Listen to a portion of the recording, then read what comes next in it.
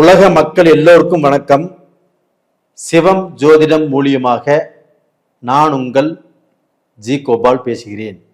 இன்னைக்கு பேசக்கூடிய பலன் என்ன அப்படின்னா ஆகஸ்ட் மாத பலன்கள்.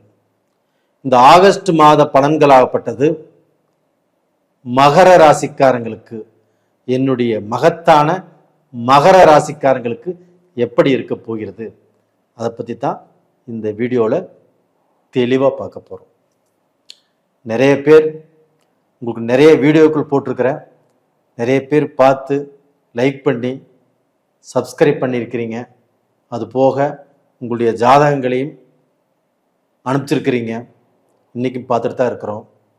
உங்கள் எல்லாத்துக்கும் என்னுடைய மனமார்ந்த நன்றிகளும் கூட. இப்போ மகர ராசிக்காரங்களுக்கு கிரக அடைவுகள் எப்படி இருக்குன்னு பார்க்கலாம். மகர ராசிக்கு 2ஆம் இடத்தில் கும்பத்தில் ராகு பகவான், 3ஆம் இடத்தில் சனி பகவான், அது போக 6ஆம் இடத்தில் மிதுனத்தில் குரு பகவானும் சுக்கிர பகவானும், கடகத்தில் புதன் பகவான் சூரிய பகவான். அந்த சூரிய பகவான் ஆகப்பட்டது ஆகஸ்ட் 17ஆம் தேதி கடகத்திலிருந்து பெயர்ச்சியாகி சிம்மத்துக்கு வந்துடுறாங்க. அங்கே சூரியன் இருக்கிறாங்க, சிம்மம் சொந்த வீட்டில். அது போக அந்த சூரியனோடு கேது பகவானும் இருக்கிறாங்க. அது போக செவ்வாய் பகவான் கன்னியில். இப்போ இந்த கிரக அமைப்புகளாகப்பட்டது மகர ராசிக்காரங்களுக்கு எந்த விதமான பலனை கொடுக்கவிருக்கிறது அப்படின்னா, மகர ராசிக்காரங்க 7 சனிலிருந்து வெளியில் வந்துட்டாங்க. ஆனால் ஒரு சிலர் பார்த்தீங்கன்னா 7 சனிலிருந்து வெளியில் வந்த மாதிரியே அவங்களுக்கு தெரியல. இன்னுமே கஷ்டம், பிரச்சனை, வம்பு வழக்கு, கோர்ட்டு கேஸு, தொழில் சரியில்லை, குடும்ப வாழ்க்கை சரியில்லை, இப்படின்னு தான் இருக்கிறாங்க. ஒரு சிலர் நல்லா இருக்கிறாங்க. இப்போ இவங்க ஒரு சிலர் நல்லா இல்லை அப்படின்னா அவங்களுடைய ஜாதகத்தில் தான் ஏதாவது நடக்கக்கூடிய தசையோ புத்தியோ சரியில்லைன்னு நினைக்கிறேன். அது போக நாம் சொல்லக்கூடிய பலன் எல்லாத்துக்கும் சொல்லிட்டு இருக்கிறோம். அதில் பார்த்தீங்கன்னா கிட்டத்தட்ட ஒரு 70% பேர் நல்லா இருக்குன்னு சொல்கிறாங்க. ஒரு 30% 20% பேர் இந்த மாதிரி எனக்கு எதுவுமே நடக்கலைன்னு சொல்கிறாங்க. வேணா உங்களுடைய ஜாதகத்தை அனுப்பிச்சி வைங்க, நான் பார்த்து சொல்கிறேன். இப்போ சனி பகவான் உங்களுக்கு ஒரு மிக பெரிய கவசமாக இருக்கிறார். கவசம்னா தெரியுதுங்களா? உங்களை எதிரிகள் தாக்குறாங்க. அப்போ அந்த எதிரிகள் தாக்கும் போது தடுப்பதற்கு ஒரு கேடயம் இருக்கும் தெரியுங்களா? அந்த காலத்துல எல்லாம் அந்த கேடயம் தான் சனி பகவான். அப்போ அந்த கேடயத்தின் மூலியமாக எதிரிகள் தாக்குதலிருந்து தப்பிச்சுட்டு இருக்கிறீங்க. தப்பிச்சு ஏதாவது ரூபத்தில் ஜெயிச்சிருவீங்க. அப்ப இந்த 3ஆம் இடத்தில் இருக்கக்கூடிய சனி பகவான் உங்களை போராடி நல்ல நிலைமைக்கு வர வைப்பார். அந்த போராட்டத்தில் கண்டிப்பாக ஜெயிப்பீங்க. அப்ப கடன்ல இருந்து ஜெயிப்பீங்க, கஷ்டத்திலிருந்து ஜெயிப்பீங்க, வாழ்க்கையில ஜெயிப்பீங்க, நல்ல முன்னேற்றம் கிடைக்கும். இது எல்லாமே நல்லா இருக்குது. இது போக பார்த்தீங்கன்னா குரு பகவான் 6ஆம் இடத்துல இருக்கிறாங்க. 6ஆம் இடத்துல இருந்து கஷ்டத்தை கொடுத்தாரு, ஃபைனான்ஸ் ப்ராப்ளம் கொடுத்தாரு, ஒரு லோன் கிடைக்கல, இது மாதிரி எவ்வளவோ கடன் குழப்பம் இதெல்லாம் கொடுத்துருந்தாலுமே அந்த குருவுடைய பார்வை மகர ராசிக்கு 2ஆம் இடத்தை பார்க்குது. 2ஆம் இடம் என்பது என்ன?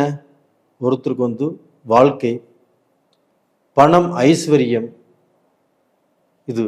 அப்ப இந்த 2ஆம் இடத்தை பார்க்கறதுனால ஏதாவது ரூபத்துல பணம் உங்களுடைய சிக்கல் தீர்ந்துட்டு இருக்குதோ இல்லையோ, கண்டிப்பா உங்க சிக்கல் பெருசாகல. குரு பகவான் உங்களை காப்பாத்திட்டு தான் இருக்கிறாரு. அதே மாதிரி பாத்தீங்கன்னா அதே குரு பகவான் 3, 6, 9, 10ஆம் இடத்தையும் பார்க்கிறார்.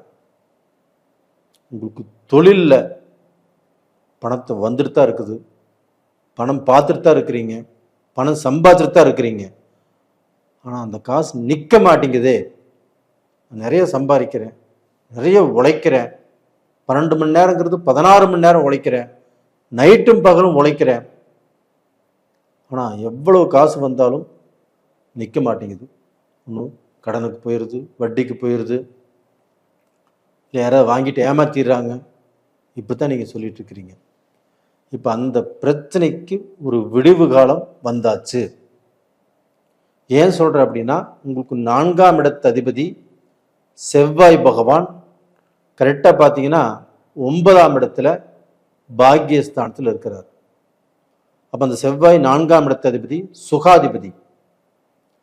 அந்த சுகாதிபதி சுகஸ்தானாதிபதி.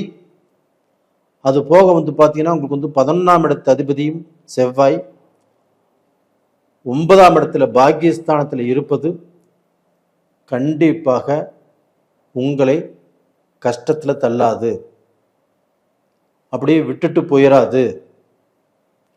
நீங்கள் பள்ளத்தில் விழமாட்டீங்க. உங்களை தாங்கி பிடிப்பதற்கு ஒரு சக்தி வந்துருச்சு. அப்போ இந்த நேரத்தில் மகர ராசிக்காரங்க ஒரு சொத்து, இங்கே இந்தியாவில் இருக்கிறீங்க, இந்தியாவில் எங்கேயோ ஒரு பக்கம் வாங்கலாம். இல்லை நீங்கள் வெளிநாட்டில் இருக்கிறீங்க, வெளிநாட்டிலேயாவது ஒரு சொத்து வாங்கலாம். ஏதாவது ரூபத்தில் ஒரு சொத்து வாங்கி போட்டால் அந்த சொத்து நிலைக்கும்.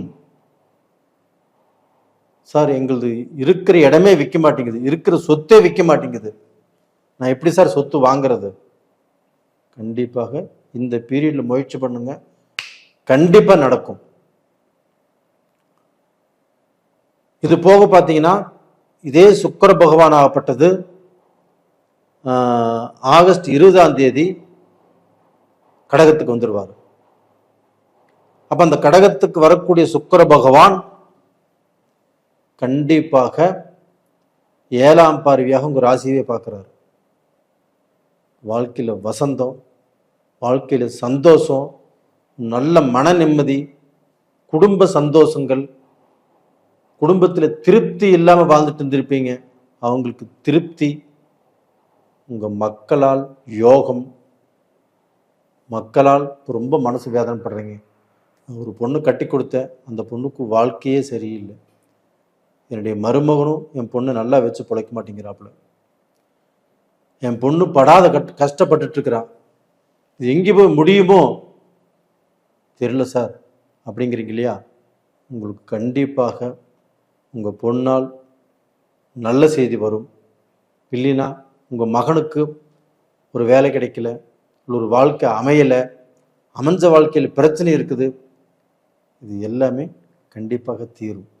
மகர ராசிக்காரங்களே, நான் சொல்வதை நம்புங்கள், கண்டிப்பாக உங்களுடைய வாழ்க்கையில் மாற்றம் வரும்.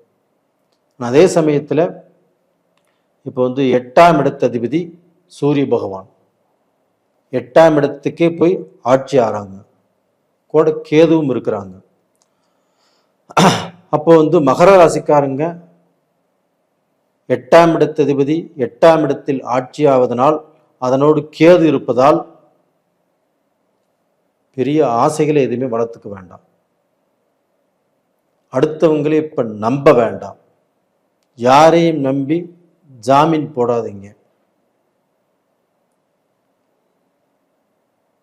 ஒருத்தருடைய பிரச்சனையில போய் முன்னாடி நிற்க வேண்டாம். இல்லை பொண்ணுக்கு இது வாங்கி தர்றேன் அப்படின்னு எது பேச்சு கொடுக்க வேண்டாம்.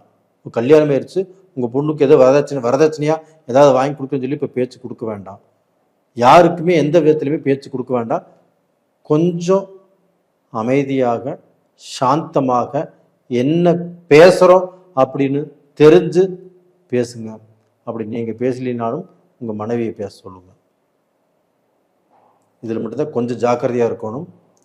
நீங்கள் இந்த சமயத்தில் வணங்க வேண்டிய தெய்வம் எது அப்படின்னா சூரிய பகவானை வணங்கி வாங்க.